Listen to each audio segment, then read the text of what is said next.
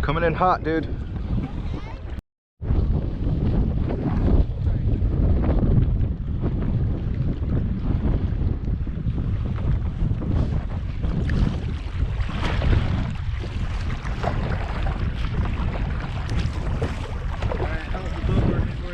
Love it, man. It's easy.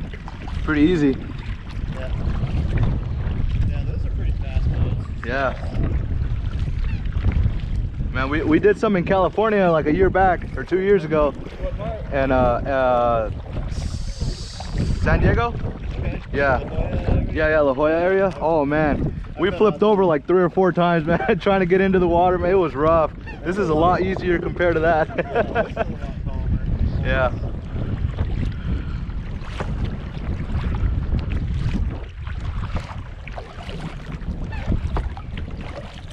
The seats are way more comfortable too than out there. Yeah. These are some of the best seats you can buy. That's actually why we picked $6 grand. Nice. Because we know people want nothing seated. Yeah, exactly.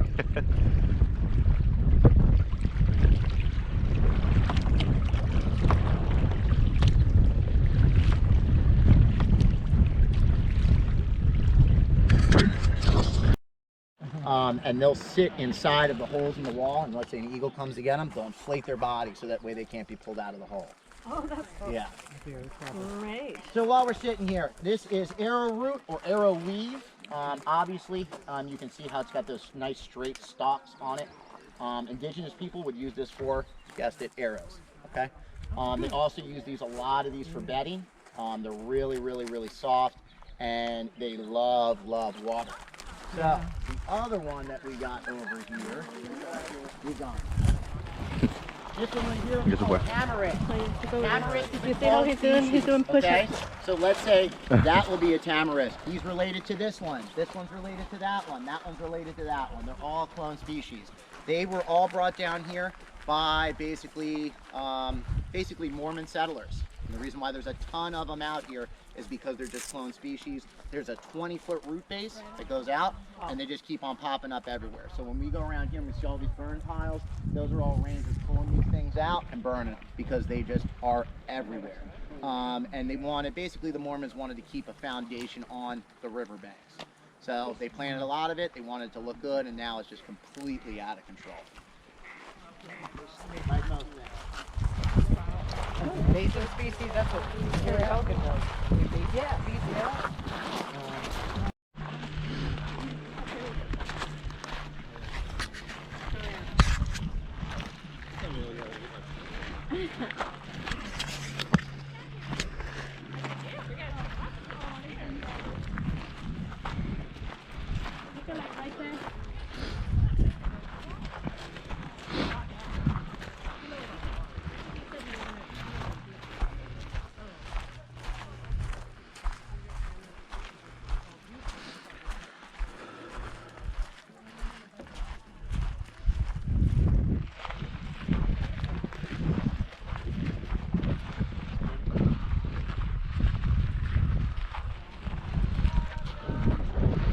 Oh wow, this one's pretty too.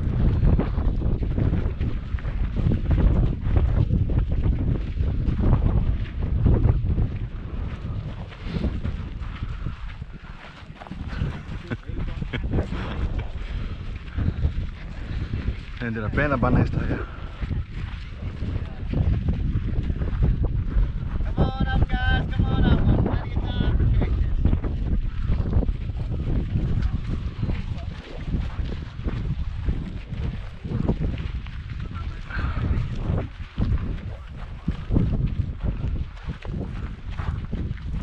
Are you guys the last two? Looks like there used to Yeah. be some here, restrooms.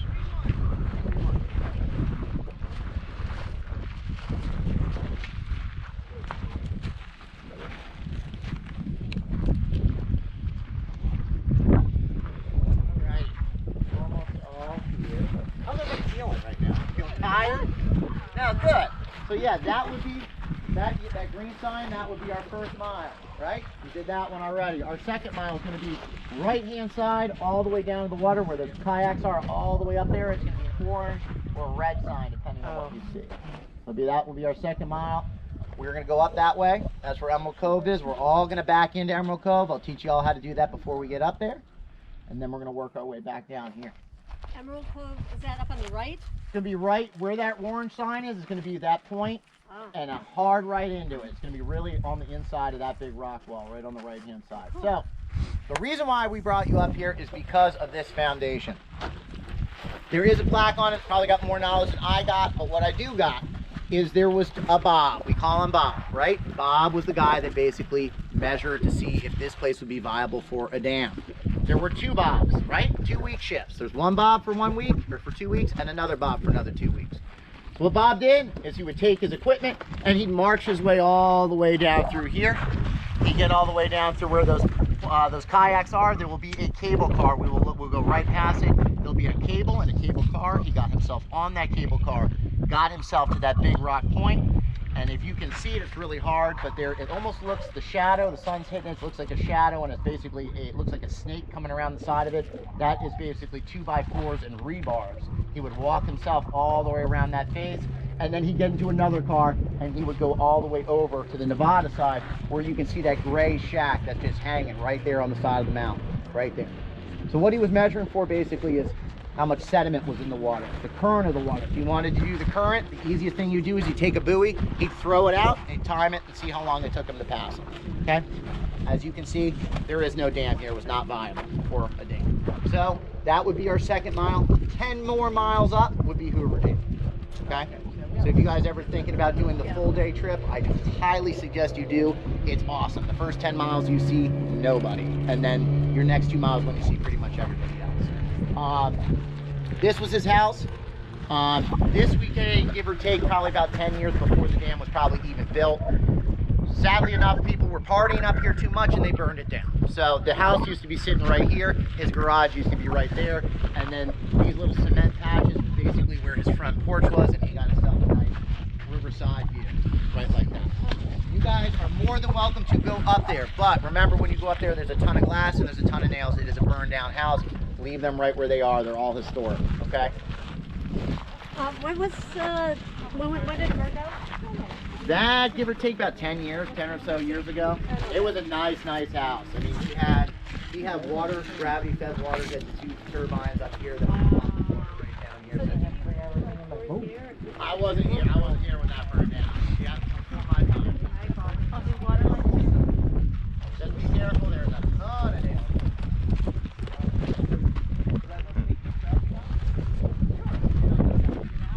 I'm sorry, I just come right here. Here we go. Keep going over this way. You're looking for random. It will be so pretty. Can you imagine waking up to this? Oh, here's all the glass.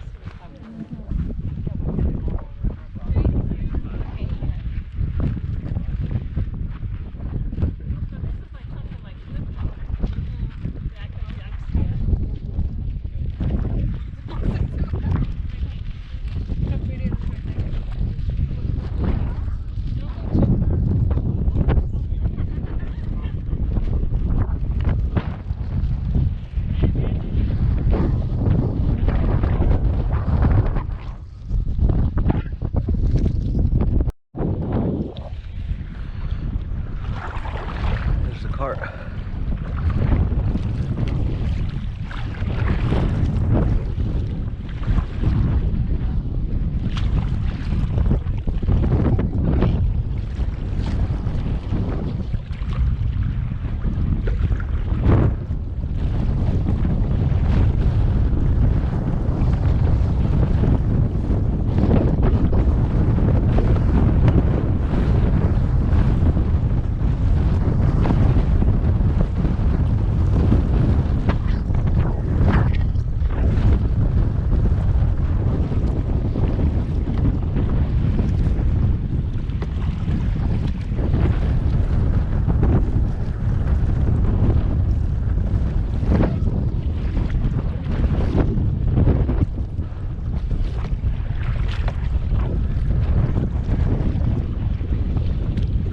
Would you hike up there? Could you go? I would. I don't know how deep it is.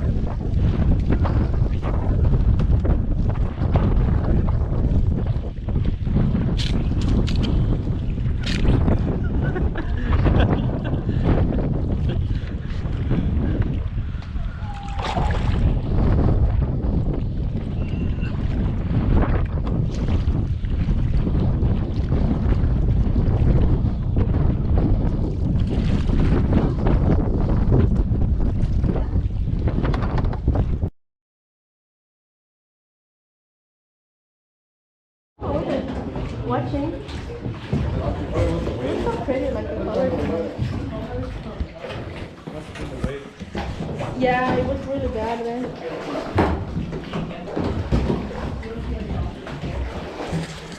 You guys want to get your nose out back over here.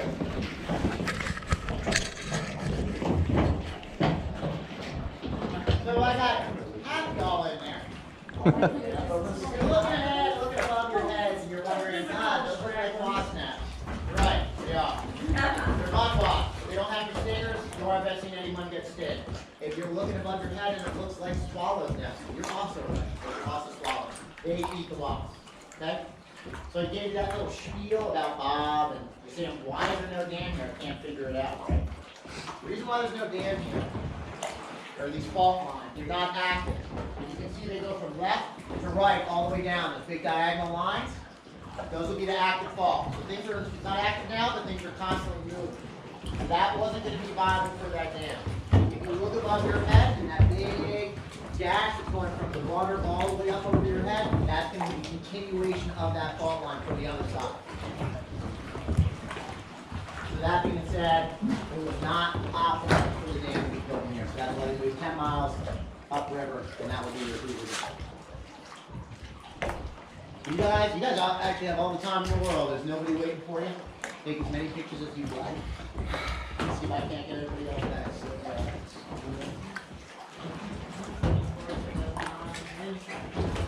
Oh, yeah. All right, lady.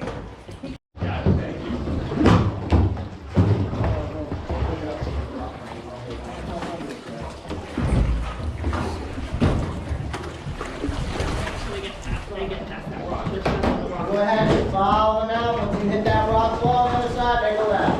Straight across. No, go.